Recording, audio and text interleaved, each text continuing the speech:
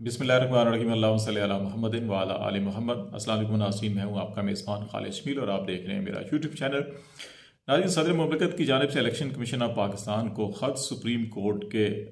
90 रोज़ के अंदर इलेक्शन से मुतल्लिक रिमार्क्स, लाहौर हाई कोर्ट का फैसला। इन तीन बड़े अहम इकदाम के बाद PDM की सफ़ों के अंदर खलबली मच गई है। वफाकी वज़रा के बड़े सख्त बयान सामने आ रहे हैं। इलेक्शन कमीशन ऑफ पाकिस्तान ने भी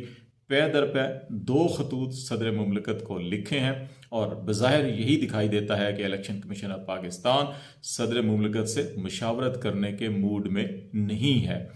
ये सूरत हाल मुल्क के जो मौजूदा सियासी हालात हैं और बिलखसूस जो कॉन्स्टिट्यूशनल क्राइसिस की बात की जा रही है उसको किस तरफ लेके जाएंगे। और बहुत से लोगों का इस्लामाबाद रावलपिंडी के अंदर ये कहना है कि अब ये फैसले की घड़ी आन पहुंची है कि ये देखा जाएगा कि इलेक्शन कमीशन ऑफ पाकिस्तान और खैबर पख्तूनख्वा और पंजाब के गवर्नर साहिबान क्या आइन पर अमल करते हैं, आइन की पासदारी करते हैं या आइन शिकनी करते हैं। इस सिलसिले में आने वाले दिनों के अंदर supreme Court of Pakistan, Lahore high court, Peshawar high court और सदर मुमलिकत भी बड़े अहम इकदाम उठा सकते हैं।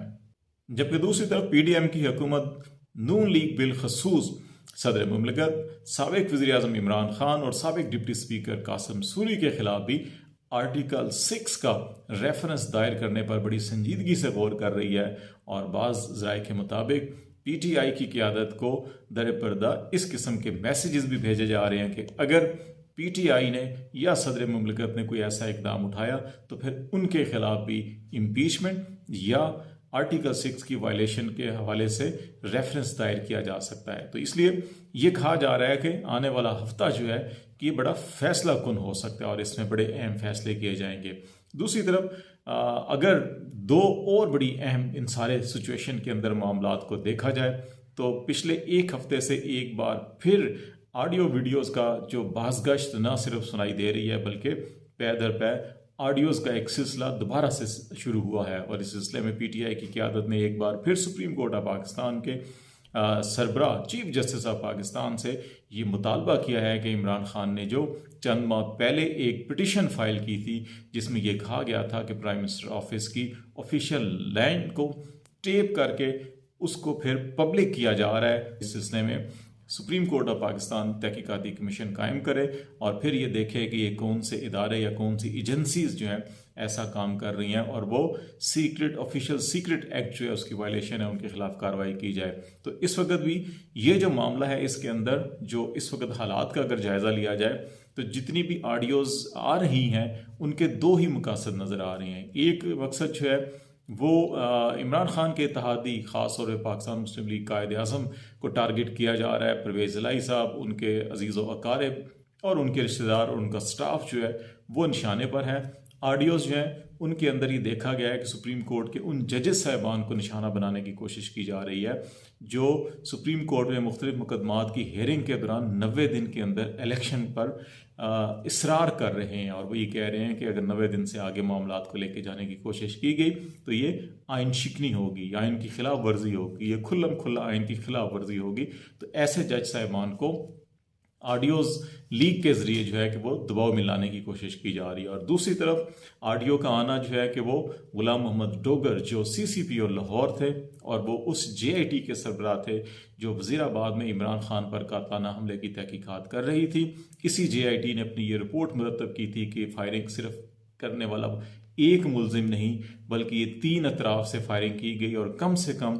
3 मुलजिम ऐसे हैं जिन्होंने इमरान खान पे फायरिंग की थी और इसके अलावा उन्होंने काफ़ी शवाहिद इकट्ठे किए थे। अब इस किस्म की इतलात आ रही है कि जैसे गुलाम मोहम्मद डोगर को बार बार मुअत्तल किया जाता था, बार बार JIT से हटाने की कोशिश की जा रही थी। हाई कोर्ट ने, सुप्रीम कोर्ट ने उनको बहाल किया।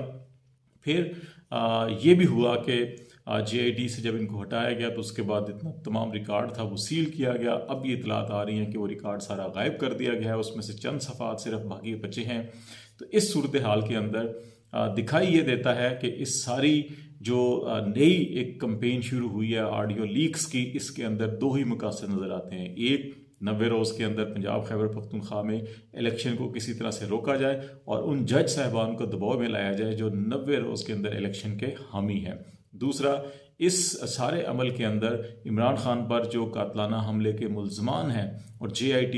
जहाँ तक कहीं कहीं उन मुल्ज़मान के करीब तक पहुँच चुकी है, उस JIT को मुतनाज़ बनाना, उस JIT के अफसरों को दबाव में लाना और उनको ब्लैकमेल करना जो है कि इसका दूसरा मकसद नज़र आता है, ताकि इमरान खान पर कातलाना हमला करने वाले असल मुल्ज़मान तक न पहुँचा जा सके। तो इन हालात के तनाज़ुर में बहुत से लोगों का ये कहना है कि इस वक्त मरियम नवाज शरीफ साहिबा और जनरल कमर जावेद बाजवा साहब जो है कि वो बिल्कुल एक मुश्तरका अक़दार और एक पेज के ऊपर हैं। जनरल बाजवा बार बार ये कह रहे हैं कि उनके पास भी कुछ ऐसी ऑडियो और वीडियोस हैं जो वो ख़ुद इमरान खान से जब प्राइम मिनिस्टर से मुलाकात करते थे तो वो टेप किया करते थे।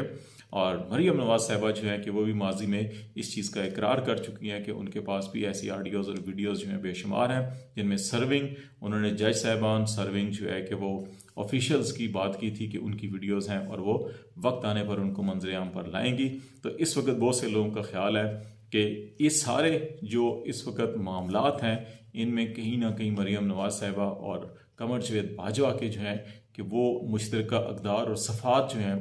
वो एक पेज पर दिखाई देती हैं। और इन सारे मामलात के पीछे अभी भी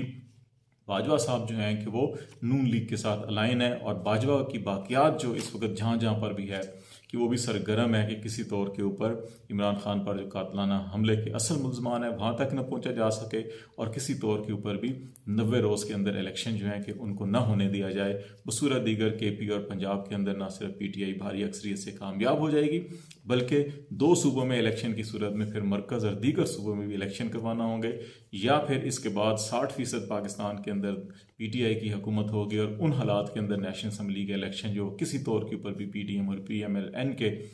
हक में साजगार नहीं होगा, अभी भी हालात उनके लिए साजगार नहीं है। तो इसलिए कहा जा रहा है कि इस वक्त ये तमाम का तमाम जो दबाव है ये उन्हीं हलकों की तरफ से है जो मरियम बाजवा डॉक्ट्रिन या मरियम बाजवा इत्तेहाद की बात की जा रही है। तो इन हालात के अंदर नेक्स्ट वीक जो है इस हवाले से अहम है कि प्रेसिडेंट ऑफ पाकिस्तान ने 20 फरवरी को सुबह 11 बजे ऐवान सदर में इलेक्शन कमीशन ऑफ पाकिस्तान को तलब किया हुआ है। इलेक्शन कमीशन ऑफ पाकिस्तान की तरफ से ये ख़त जारी किया गया है और जो ख़त लिखा गया है ऐवान सदर को कि इलेक्शन कमीशन ऑफ पाकिस्तान शायद इस वक्त मुशावरत नहीं कर सकता, क्योंकि इस वक्त जो है कि वो जुडिशल फोरम के ऊपर अदालतों में ये मामला मुशावरत और तारीख का जो है कि इस वक्त चल रहा है, तो इसलिए फ़िल वक्त ये मुशावरत नहीं हो सकती। ताहम इस ख़त में ये भी कहा गया है कि इलेक्शन कमीशन ऑफ पाकिस्तान का इस सिलसिले में इजलास जो है 20 फरवरी की सुबह इस्लामाबाद में होगा और उसमें फैसला किया जाएगा कि मुशावरत के लिए क्या किया जाए। कॉन्स्टिट्यूशनल और लीगल जो एक्सपर्ट्स हैं वो ये कहते हैं कि इलेक्शन कमीशन ऑफ पाकिस्तान की तरफ से इस किस्म के दाखिली हरबे इस्तेमाल करना या दोनों गवर्नर की जानिब से तारीख का ऐलान ना करना जो है कि वो आइन शिकनी के मुताबिक होगा। अब ये देखना होगा इलेक्शन कमीशन ऑफ पाकिस्तान और दोनों गवर्नर जो है कि वो आइन शिकनी को तरजीह देते हैं या आइन की पासदारी को तरजीह देते हैं। और इस सूरत दोनों सूरतों के अंदर सदर मुमलकत, सुप्रीम कोर्ट और पेशावर और लाहौर हाई कोर्ट की अदालतें क्या फ़ैसला करती हैं, ये आने वाले एक हफ़्ते में भी शायद ज़्यादा वक्त होगा। अगले 3 दिन के अंदर बड़े अहम फैसले होने हैं, तो उससे आपको अपडेट करते रहेंगे। फ़िलहाल खालिद जमील को इजाज़त दीजिए। अल्लाह हाफिज़।